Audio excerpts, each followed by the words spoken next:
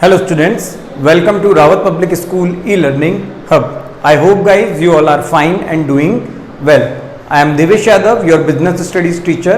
In today module or in today class, we discuss about our syllabus of business studies. Okay guys, आज की class में हम जानेंगे हमारे बिजनेस स्टडीज के पूरे सिलेबस को कि हमारी बुक के अंदर टोटल कितने चैप्टर हैं, हर चैप्टर कितने मार्क्स का है, हमारा पेपर पैटर्न कैसा होगा, चैप्टर में से कितने कितने मार्क्स के कौन कौन से क्वेश्चन पूछे जाएंगे और एक बुक का आज हम ओवरव्यू लेके चलेंगे कि बिजनेस स्टडीज में एक्चुअल में हमें पढ़ना क्या है। देखिए मैं ये मानता हूं, मैंने आईपी की क्लास में भी आप लोगों को पहले सिलेबस के बारे में बताया था, मैं बिजनेस स्टडीज की क्लास में भी आपको पहले सिलेबस के बारे में बता रहा हूं। उसके पीछे मेरा एक लॉजिक है जिससे बेटा आपको ये पता लग जाए, एक आपके माइंड में एक ओवरव्यू आ जाए, एक परसेप्शन क्रिएट हो जाए कि हमें एक्चुअल में क्या क्या पढ़ना है इस बुक के अंदर और उस तरीके से हम आगे हमारी स्टडीज को शुरू कर पाए। तो बच्चों आज हम शुरू करते हैं हमारी क्लास, फर्स्ट क्लास जो है किसकी, बिजनेस स्टडीज की। देखिए बेटा, अगर बिजनेस स्टडीज की बात की जाए तो बिजनेस स्टडीज के अंदर टोटल हमारे पास 15 चैप्टर हैं, chapter number 1 to chapter number 15। और ये 15 चैप्टर हमें एक बिजनेस से रिगार्डिंग जो भी इंपॉर्टेंट कंटेंट है उन सब कंटेंट्स के बेसिक के बारे में बताते हैं, उन सब कंटेंट के बेसिक से थोड़ा ज्यादा भी बताते हैं। तो आप सभी को ये 15 के 15 चैप्टर ढंग से पढ़ने हैं और आज इस एक सिलेबस की जो ओवरव्यू क्लास है उसमें इनका आइडिया लेते हुए चलना है। देखिए बेटा, सबसे पहले हम बात करते हैं चैप्टर नंबर 1 to 5 की। अगर हम शुरू के स्टार्टिंग के हमारे 5 चैप्टर की बात करें तो स्टार्टिंग के हमारे जो 5 चैप्टर है वो डिपेंड है किस पे, मैनेजमेंट पे। क्लियर है बेटा। उसके बाद हम बात करते हैं हमारे 3 चैप्टर की, चैप्टर नंबर 6, 7 और 8। ये हैं हमारे प्रोडक्ट को बेचने से रिलेटेड कि कंपनी कैसे अपनी सेल बढ़ा सकती है, कैसे कंपनी अपनी सेल है जिसको एक एक्सपेंड लेवल तक बहुत दूर तक पहुंचा सकती है, कैसे उस सेल को इनहेंस कर सकती है, इंक्रीज कर सकती है, वो सब हमें इन 3 चैप्टर्स के अंदर देखना होगा। फिर हम कुछ हमारे बिजनेस से रिलेटेड कॉन्ट्रैक्ट एक्ट होते हैं, कुछ लॉ होते हैं, उन सब के बारे में जानेंगे। फिर हम एंटरप्रेन्योर यानी ईपी के बारे में जानेंगे, आप कैसे एंटरप्रेन्योर बन सकते हैं, उसके लिए आपके पास क्या क्या क्वालिटीज होनी चाहिए, उन सब के बारे में हम जानेंगे। फिर बिजनेस से रिलेटेड इंश्योरेंस है, इंश्योरेंस के बारे में जानेंगे। फिर हमारे बिजनेस की कुछ सोशल रिस्पॉन्सिबिलिटीज हैं यानी सामाजिक जिम्मेदारियां हैं, उन जिम्मेदारियों के बारे में जानेंगे। और फिर चैप्टर नंबर 15 एक इंपॉर्टेंट चैप्टर है जो 2017 में गवर्नमेंट ने एक नया टैक्स सिस्टम लागू किया था जिसका नाम था जीएसटी, और जीएसटी पे हमारा है चैप्टर नंबर 15 जिसका नाम है goods and service tax. Okay बेटा, तो चैप्टर नंबर 1 से शुरू करने से पहले यानी मैनेजमेंट से शुरू करने से पहले मैं आपको एक बात जरूर बताना चाहूंगा।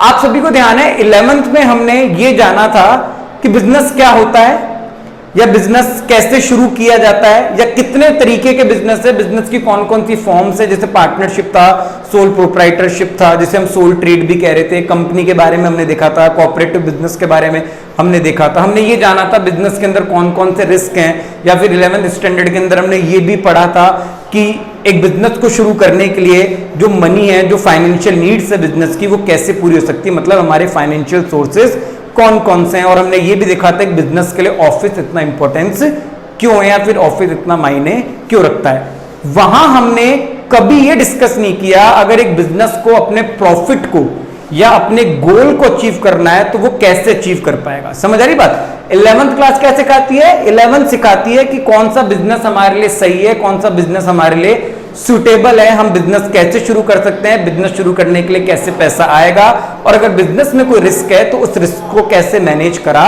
जा सकता है। और ये हमने पढ़ा था, risk can not be eliminate but it's reduce, हम उसे कम कर सकते हैं, उसे हटा नहीं सकते, और उसके लिए रिस्क मैनेजमेंट था। मगर बेटा 12th स्टैंडर्ड में ऐसा नहीं है। 12th स्टैंडर्ड में हम जानेंगे कि जो बिजनेस हमने शुरू किया है वो बिजनेस अपने गोल को कैसे अचीव करेगा। तो जब गोल को अचीव करना होता है तो बेटा हमें नीड पड़ती है किसकी, मैनेजमेंट की। किसकी नीड पड़ती है, मैनेजमेंट की। तो यूनिट फर्स्ट कह लें हम हमारी बुक की, या फिर हम ऐसा कह लें कि स्टार्टिंग के जो 5 चैप्टर हैं, चैप्टर नंबर 1, 2, 3, 4 और 5, वो किससे रिलेटेड है, मैनेजमेंट से रिलेटेड है। और ये पांचों चैप्टर आपको ये बताते हैं कि एक बिजनेस अपने ऑब्जेक्टिव को, अपने गोल को कैसे अचीव करता है। देखिए बेटा, सबसे पहला जो चैप्टर रहेगा उसमें मैनेजमेंट इंट्रोडक्शन, कैरेक्टरिस्टिक्स और ऑब्जेक्टिव और भी कुछ टॉपिक्स हैं जैसे nature of management, functional areas of management, उनके बारे में हमें डिस्कस यहाँ पे करना होगा। जैसे हम इसमें जानेंगे कि एक्चुअल में मैनेजमेंट होता क्या है। जैसे एक बिजनेस है, राम और श्याम ने एक बिजनेस शुरू किया और उनका बिजनेस का ऑब्जेक्टिव है प्रॉफिट अर्न करना और बिजनेस को फैलाना, मतलब एक्सपेंड करना, बिजनेस को बड़ा बनाना।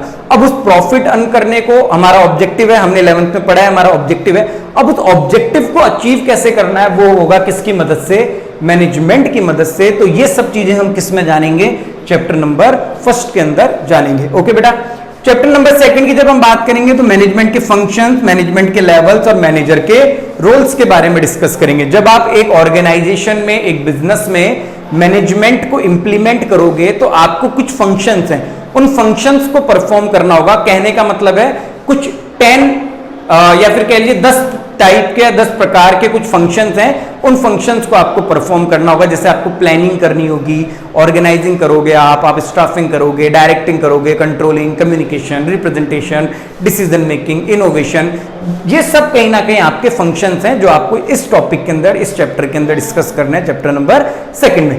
अब मैनेजमेंट मैनेजर करता है, तो मैनेजर भी अलग अलग लेवल में बटा है, top level, middle level, lower level, ये भी चैप्टर नंबर 2 में डिस्कस करने वाले हैं। एक मैनेजर बहुत तरीके के रोल प्ले करता है, उन रोल्स को भी यहाँ पे हम डिस्कस करेंगे। जब बेटा हम चैप्टर नंबर 3 में आएंगे तो यहां भी हम मैनेजमेंट के प्रिंसिपल्स और उनकी टेक्निक्स के बारे में डिस्कस करेंगे। प्रिंसिपल्स का मतलब है सिद्धांत। हेनरी फ्योल, ठीक है, हेनरी फ्योल एक पर्सन है या थे जिन्होंने मैनेजमेंट के लिए 14 प्रिंसिपल्स दिए हैं और अब उन प्रिंसिपल्स के बारे में आपको चैप्टर नंबर 3 के अंदर पढ़ना होगा। याद कीजिए 11th क्लास में इनमें से कुछ के बारे में मैंने आपको बताया था, हेनरी फ्योल के कुछ, जैसे डिवीजन ऑफ वर्क के बारे में बताया था, यूनिटी ऑफ कमांड के बारे में बताया था। मैनेजमेंट की कुछ टेक्निक्स हैं, उनके बारे में हम पढ़ेंगे। जैसे हम यहाँ पे डिस्कस करेंगे टेक्निक्स के बारे में, एमबीओ टेक्निक के बारे में, एमबीई टेक्निक के बारे में और एमबीएस टेक्निक के बारे में। जब आप मैनेजमेंट की टेक्निक्स पढ़ोगे तो ये तीनों टेक्निक आपको पढ़नी होगी। तो बेटा ओवरऑल क्या है, स्टार्टिंग के 3 चैप्टर तो किस पे डिपेंड है, मैनेजमेंट पे डिपेंड है। आपको यहाँ जो पूरी एंटायर नॉलेज लेनी है वो किससे रिलेटेड लेनी है, मैनेजमेंट से रिलेटेड लेनी है, सॉरी। और बेटा ये जो आपके 3 चैप्टर हैं, अगर बोर्ड के हिसाब से बात की जाए इन 3 चैप्टर की, तो इनका वेटेज आता है 16 मार्क्स का। कितने मार्क्स का आता है, 16 मार्क्स का। बोर्ड में इन 3 चैप्टर में से 16 मार्क्स के क्वेश्चन पूछे जाते हैं आपसे। ओके, उसके बाद हम चैप्टर नंबर 4 और चैप्टर नंबर 5 पढ़ेंगे। चैप्टर नंबर 4 और चैप्टर नंबर 5 है मोटिवेशन और लीडरशिप के ऊपर। अगर मोटिवेशन और लीडरशिप की बात करें, है ये मैनेजमेंट के फंक्शन ही, मगर यहां आप एम्प्लॉइज की बात करोगे। आप एम्प्लॉइज की परफॉर्मेंस को कैसे बढ़ा सकते हो, उनकी परफॉर्मेंस को कैसे और अच्छा बना सकते हो, उनसे कैसे ज्यादा से ज्यादा काम आप ले सकते हो, उनका उपयोग ले सकते हो, उनसे ज्यादा से ज्यादा काम करवा सकते हो, ठीक है। वो सब हमें किस में देखना होगा, चैप्टर नंबर 4 और 5 में देखना होगा। और बोर्ड के हिसाब से इन दोनों चैप्टर का वेटेज है कितना, 8 मार्क्स का। क्लियर बेटा, ओके। उसके बाद चैप्टर नंबर 6, 7 और 8 की अगर बात करें तो 6 और 7, 8 जो चैप्टर है वो मार्केटिंग, सेल्स प्रमोशन और एडवर्टीजमेंट पे डिपेंड है। मार्केटिंग हमारे प्रोडक्ट को, उसकी सेल को बढ़ाने के लिए, सेल्स प्रमोशन हमारी सेल्स को ओकेशनली बढ़ाने के लिए। जैसे कंपनी रेगुलर सेल्स प्रमोशन नहीं करती है, कभी कंपनी कभी कभी सेल्स प्रमोशन करती है, एक इररेगुलर एक्टिविटी है, मगर मार्केटिंग क्या है, एक रेगुलर एक्टिविटी। एडवर्टीजमेंट करना, आप टीवी वगैरह पे, न्यूज़पेपर में, इनमें सब में आप एडवर्टीजमेंट देखते हो, तो उनकी हम यहाँ पे बात करेंगे। तो मार्केटिंग, सेल्स प्रमोशन और एडवर्टीजमेंट की आप यहाँ पे बात करोगे, ठीक है बेटा। मार्केटिंग का मतलब है अपने प्रोडक्ट के बारे में सब कुछ, उसकी विशेषताएं बताना। सेल्स प्रमोशन का मतलब है उन्हें ऑफर देना, उन्हें कुछ डिस्काउंट्स, कूपन्स देना, या फिर प्रोडक्ट के ऊपर एक फ्री देना, सेल्स को बढ़ाना। एडवर्टीजमेंट एक होर्डिंग लगाना या एक फिर एडवर्टीजमेंट टीवी या एफएम के ऊपर देना। ये तीनों टॉपिक हैं जो किससे जुड़े हुए हैं, हमारी कंपनी की सेल्स से जुड़े हुए हैं। मार्केटिंग, सेल्स प्रमोशन और आपका एडवर्टीजमेंट। ओके बेटा, और ये तीनों चैप्टर ही बोर्ड के अंदर कितने मार्क्स के हैं, 8 मार्क्स के। कितने मार्क्स के हैं, 8 मार्क्स के। अब आप कहोगे सर 3 चैप्टर और केवल 8 मार्क्स, तो बेटा 8 मार्क्स का इसलिए है जो बड़ा क्वेश्चन है, जो 6 मार्क्स का ऐसे टाइप आएगा, वो किस में से आएगा, इन 3 चैप्टर के अंदर से ही आएगा। क्लियर बेटा।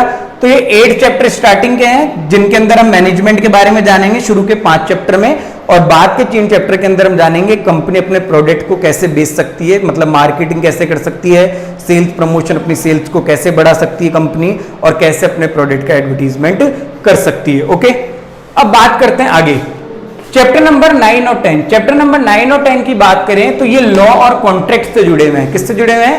लॉ और कॉन्ट्रैक्ट से। देखो बेटा, चैप्टर नंबर 9 में आपको जानना है कि लॉ क्या होता है, what is the meaning of law, या फिर इंडियन बिजनेस लॉ कहां से आया है। यार एक चीज बताओ, बिजनेस कर रहे हैं तो बिजनेस में कानून तो है ही ना, तो हमें ये जानना है कि बिजनेस के कानून कहां से आए हैं, कौन कौन से एक्ट हैं जो बिजनेस के अंदर लगते हैं, जैसे सेल्स एंड गुड्स एक्ट है, कंज्यूमर प्रोटेक्शन एक्ट है, और भी कई एक्ट हैं जो कहीं ना कहीं यहाँ पे लगते हैं, उनके बारे में हमें यहाँ पे देखना होगा। साथ में आप बीकॉम लेवल की बात करो या आगे की बात करो, एक इंपॉर्टेंट टॉपिक है जो आपको 12th स्टैंडर्ड में दिया हुआ है, जिसका नाम है ICA 1872, यानी इंडियन कॉन्ट्रैक्ट एक्ट 1872। आपको यहां पे जानना होगा कि भारतीय अनुबंध जो आपका कानून है वो क्या है, यानी इंडियन कॉन्ट्रैक्ट एक्ट आपका क्या है 1872, उसके अंदर कितने प्रोविजंस हैं, उसकी डेफिनेशन, उसकी कुछ टर्म्स हैं, उनके बारे में आपको यहाँ पे देखना होगा। चैप्टर नंबर 10 में आप सारे लीगल प्रोविजंस देखोगे कि जब आप किसी से कॉन्ट्रैक्ट कर रहे हो तो उस कॉन्ट्रैक्ट को करते वक्त आपको किन किन बातों का ध्यान रखना है। अगर आप किसी को कोई प्रपोजल दे रहे हो, कोई आपके प्रपोजल को एक्सेप्ट कर रहा है, आप किसी के साथ कोई और डील कर रहे हो, तो उसके साथ डील करते वक्त आपको कौन कौन सी वो लीगल चीजें हैं जिनका आपको ध्यान रखना है, वो सब आपको किस में देखनी है, लीगल प्रोविजंस वाले चैप्टर के अंदर देखनी है। उसके बाद बात करते हैं बेटा चैप्टर नंबर 11 और 12 की। चैप्टर नंबर 11 और 12 की बात करें तो बात होगी ईपी और ईडीपी की। अगर आप एंटरप्रेन्योर बनना चाहते हो, आप एक नए बिजनेसमैन बनना चाहते हो, एक नया बिजनेस शुरू करना चाहते हो, जैसे याद करो मैंने आपको जोमेटो का एग्जांपल भी दिया था जब हम क्लास के अंदर थे।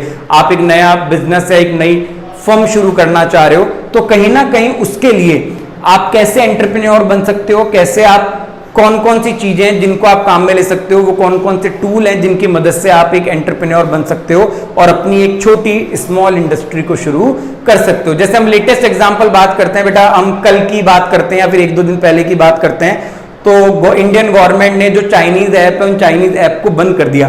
तो इंडिया में जो इंजीनियर है, सॉफ्टवेयर इंजीनियर है, जो ऐप डेवलपर है, उनके पास एक मौका है कि वो नई ऐप बनाए और क्या बने, वो नए एंटरप्रेन्योर बने, वो इंडस्ट्री को कुछ नया दें और कहीं ना कहीं वो इंडस्ट्री के अंदर देश के, नेशन के इकोनॉमिक डेवलपमेंट में कहीं ना कहीं क्या करें, पार्टिसिपेट करें। तो आप कैसे एंटरप्रेन्योर बन सकते हो, उसके लिए आपके पास क्या क्या क्वालिटीज होनी चाहिए, आपके पास क्या क्या नॉलेज होनी चाहिए, वो सब चीजें आपको चैप्टर नंबर 11 और 12 के अंदर सीखनी होगी। चैप्टर नंबर 13 जो है इंश्योरेंस। इंश्योरेंस आप सभी जानते हो बीमा है, हमने लाइफ इंश्योरेंस करा रखा है, मेडिकल इंश्योरेंस कराते हैं हम, फायर इंश्योरेंस होता है, अगर आग लगने से कुछ नुकसान हुआ है तो उसकी भरपाई के लिए कैटल इंश्योरेंस होता है, क्रॉप इंश्योरेंस होता है। तो यहाँ पे हम क्या जानेंगे कि इंश्योरेंस कितने तरीके के हैं, राजस्थान गवर्नमेंट या फिर इंडियन गवर्नमेंट की तरफ से कौन कौन सी स्कीम्स हैं जो सिटीजन्स को दी जा रही है इंश्योरेंस के रूप के अंदर, एक इंश्योरेंस कौन करता है, इंश्योर्ड कौन है, इंश्योरर कौन है,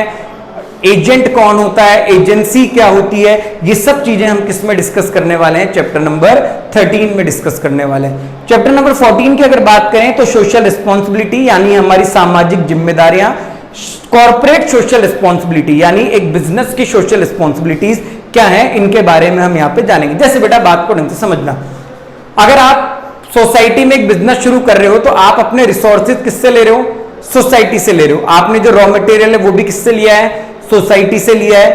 आप जो ह्यूमन रिसोर्सेज मतलब जो कर्मचारी, जो वर्कर आपकी ऑर्गेनाइजेशन को मिलने वाले हैं, वो भी किसका पार्ट है, सोसाइटी का पार्ट है। अगर सोसाइटी का नहीं सोचोगे तो क्या सोसाइटी तुम्हारा बिजनेस चलने देगी, नहीं चलने देगी ना। सोसाइटी और बिजनेस के बीच में क्या होनी चाहिए, फ्रेंडशिप होनी चाहिए, उनके बीच में क्या होनी चाहिए, दोस्ती होनी चाहिए। ऐसा क्यों, क्योंकि बिजनेस रिसोर्सेज किससे लेता है, सोसाइटी से लेता है, और बिजनेस की कुछ जिम्मेदारियां बनती है उसे सोसाइटी के वेलफेयर के लिए, सोसाइटी को बढ़ाने के लिए कुछ ना कुछ अपनी तरफ से स्पेंड करना पड़ेगा। इसके लिए बाड़मेर एक सबसे अच्छा एग्जांपल है। बाड़मेर में जैसे आप सभी को पता है ऑयल रिफाइनरी लगी है जो कैरिन इंडिया ने लगाई है, तो कहीं ना कहीं कैरिन इंडिया सोसाइटी के डेवलपमेंट के लिए अपनी तरफ से इन्वेस्टमेंट करता है, क्योंकि वो रिसोर्सेज किससे लेता है, सोसाइटी से लेता है। तो चैप्टर नंबर 14 क्या बताता है, चैप्टर नंबर 14 बताता है कि कौन कौन सी सोशल रिस्पॉन्सिबिलिटीज हैं, कौन कौन सी कॉर्पोरेट सोशल रिस्पॉन्सिबिलिटीज हैं जो आपकी as a business owner, as a business manager किसके लिए है, सोसाइटी के लिए। ओके बेटा, चैप्टर नंबर 15 लास्ट चैप्टर है और हमारा इंपॉर्टेंट चैप्टर है। इसमें हम डिस्कस करेंगे गुड्स एंड सर्विस टैक्स के बारे में, यानी जीएसटी के बारे में। आप सभी को पता है भारत में पहले अलग अलग तरीके के टैक्स लगते थे। प्रोडक्ट को बनाने पे एक्साइज ड्यूटी लगती थी, बेचने पे सेल्स टैक्स लगता था, सर्विस देने पे सर्विस टैक्स लगता था।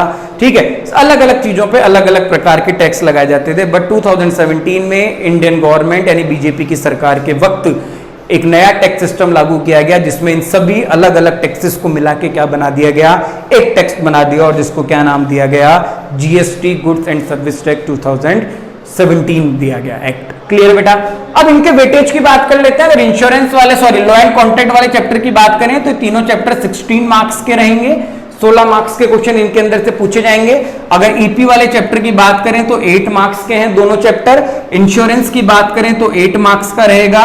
सीएसआर और एसआरएम की बात करें तो 8 मार्क्स का है। जीएसटी की बात करें तो वो भी 8 मार्क्स का यहां पे रहेगा। तो बेटा आज की क्लास में हमने जाना है कि हमारा सब्जेक्ट, हमारी बुक 12th स्टैंडर्ड की, जिसका नाम क्या है, बिजनेस स्टडीज, उसमें हमें कुल मिला के 15 चैप्टर्स पढ़ने हैं। 15 चैप्टर्स में हमें क्या क्या पढ़ना है, कौन सी चीज कहां से जुड़ी हुई है और उनका कितना क्या वेटेज रहेगा, हमने ये चीज यहां पे देखिए। 11th ने क्या बताया, बिजनेस शुरू कैसे करना है।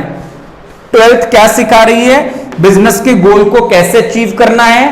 गोल अचीव होगा 3 से, कैसे अपने एम्प्लॉय से काम करवाना है, मोटिवेशन एंड लीडरशिप, कैसे अपने प्रोडक्ट को बेचना है, marketing, sales promotion, advertisement, business में कौन कौन से लॉ लगते हैं, जब किसी दूसरे बिजनेस से डील कर रहे हो, कॉन्ट्रैक्ट कर रहे हो तो किन किन बातों का ध्यान रखना है।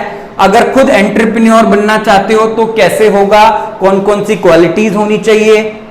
इंश्योरेंस जो बिजनेस के लिए बहुत ज्यादा जरूरी है उसके बारे में। बिजनेस ओपन कर रहे हो तो सोसाइटी से सब कुछ ले रहे हो, सोसाइटी की क्या जिम्मेदारियां हैं, सोसाइटी के लिए क्या आपकी रिस्पॉन्सिबिलिटीज बनती है। और भैया सरकार को धोखा नहीं देना है, सरकार को क्या चुकाना है, टैक्स चुकाना है। कहीं ना कहीं एक जिम्मेदार नागरिक बनना है बिजनेस को, और सरकार को क्या पे करना है, टैक्स पे करना है लास्ट के अंदर। तो 15 चैप्टर है जो 80 मार्क्स का आपका पेपर रहेगा, 20 मार्क्स आपके सेशनल है। ये आपका बिजनेस स्टडीज का सिलेबस है। इसके बाद जो हमारी नेक्स्ट क्लास होगी, उस नेक्स्ट क्लास में हम हमारे चैप्टर नंबर 1 से शुरू करेंगे। ओके बेटा, आई होप आपको हमारे पूरे सिलेबस के बारे में समझ आया होगा कि बिजनेस स्टडीज में हमारा कितना सिलेबस है, कौन सा चैप्टर कितने मार्क्स का है। Okay guys, thank you.